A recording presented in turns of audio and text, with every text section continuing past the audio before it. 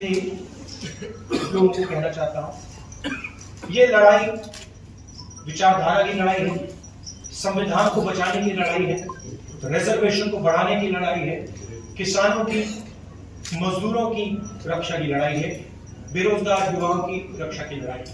एक तरफ कांग्रेस पार्टी जो अंबेडकर जी के संविधान को, गांधी जी के संविधान को, बुद्ध भगवान के संविधान को, नारायण गुरु बसवन्ना जी, फूले जी के संविधान को बचा रही है, संविधान की रक्षा कर रही है, और दूसरी तरफ आरएसएस और बीजेपी जो अंबेडकर जी के संविधान को खत्म करने में लगे हैं। और मैं यहां मीडिया के सामने कहना चाहता हूं कि कांग्रेस पार्टी का हर कार्यकर्ता, हर नेता ये कभी नहीं होने देगा, संविधान को हम कभी नहीं खत्म होने देंगे। तेलंगाना में और कर्नाटक में हमारी सरकार है और वहां पे हम जाति जनगणना के कॉन्सेप्ट को डेवलप कर रहे हैं। तेलंगाना में हम जनता के साथ डिस्कशन करके जो हमारे कास्ट सेंसस में सवाल जाएंगे वो सवाल हम डेवलप कर रहे हैं और बहुत बेहतरीन सजेशंस आ रहे हैं, जनता से आ रहे हैं और हम लाखों लोग से डिस्कशन कर रहे हैं। जाति जनगणना का आइडिया मैं आपको बताना चाहता हूं, झारखंड के युवाओं को बताना चाहता हूं। देखिए, हिंदुस्तान में कम से कम 50% पिछड़े वर्ग के लोग हैं, कोई जानता नहीं कितने हैं। और जो पिछड़े वर्ग के युवा हैं, मैं आपसे बात कर रहा हूं, आपकी आबादी कोई जानता नहीं है, आपकी भागीदारी भी कोई जानता नहीं है। दलित 15% है, आपकी आबादी लोग जानते हैं मगर आपकी भागीदारी कोई नहीं जानता। आपका पार्टिसिपेशन कितना है, पावर स्ट्रक्चर में आप कितने लोग हो, कोई नहीं जानता। आदिवासी 8%, बीजेपी आपको वनवासी कहती है, इंसल्ट, अपमान है आपका। आप 8% आपकी आबादी, भागीदारी कोई नहीं जानता। मगर जब मैं मीडिया के मित्रों को देखता हूं, कॉर्पोरेट इंडिया को देखता हूं, जुडिशरी को देखता हूं, प्राइवेट अस्पताल, प्राइवेट यूनिवर्सिटी, प्राइवेट कॉलेजेस, इनके मालिकों की लिस्ट देखता हूं, मुझे ना कोई आदिवासी दिखता है, ना कोई दलित दिखता है, ना कोई पिछड़े वर्ग दिखता है। मीडिया के आप सबसे बड़े पत्रकारों की लिस्ट निकालिए, एंकर्स की लिस्ट निकालिए, वहां को आदिवासी नहीं मिलेगा, दलित नहीं मिलेगा, पिछड़े वर्ग का कोई नहीं मिलेगा। तो सवाल यह है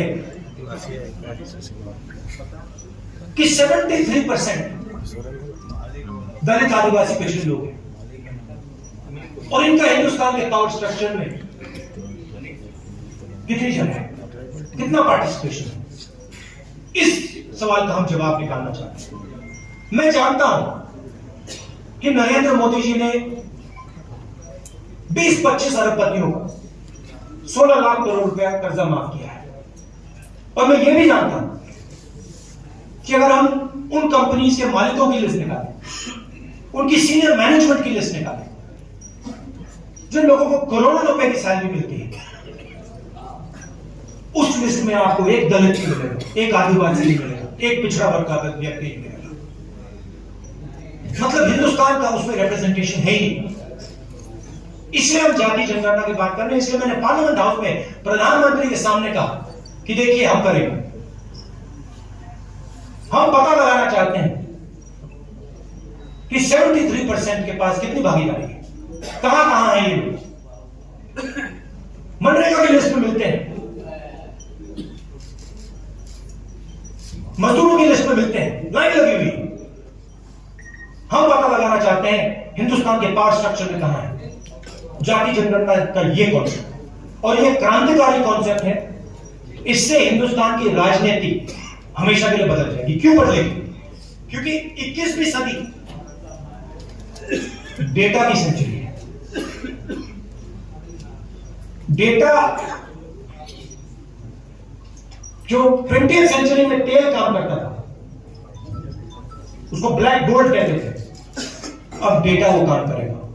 ये सोने से भी मतलब कीमती चीज है। हम देश का डेटा निकालना चाहते हैं। मैं बताता हूँ, आपका अच्छा सवाल है। देखिए, एक चीज होती है ड्यू प्रोसेस, ठीक है। ड्यू प्रोसेस को फॉलो करना और ड्यू प्रोसेस को तोड़ना दो अलग चीजें हैं। मुंबई एयरपोर्ट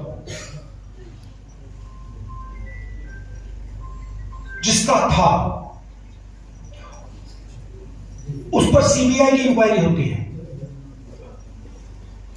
ईडी का प्रेशर लगता है, इनकम टैक्स डिपार्टमेंट आता है, उसको डराकर धमकाकर उससे एयरपोर्ट छीनकर अदानी को दिया जाता है।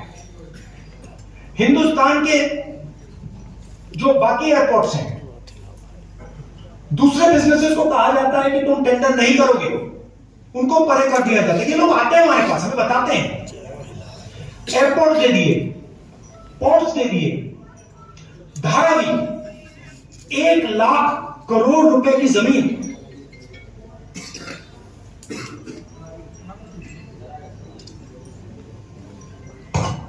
Non transparent tender,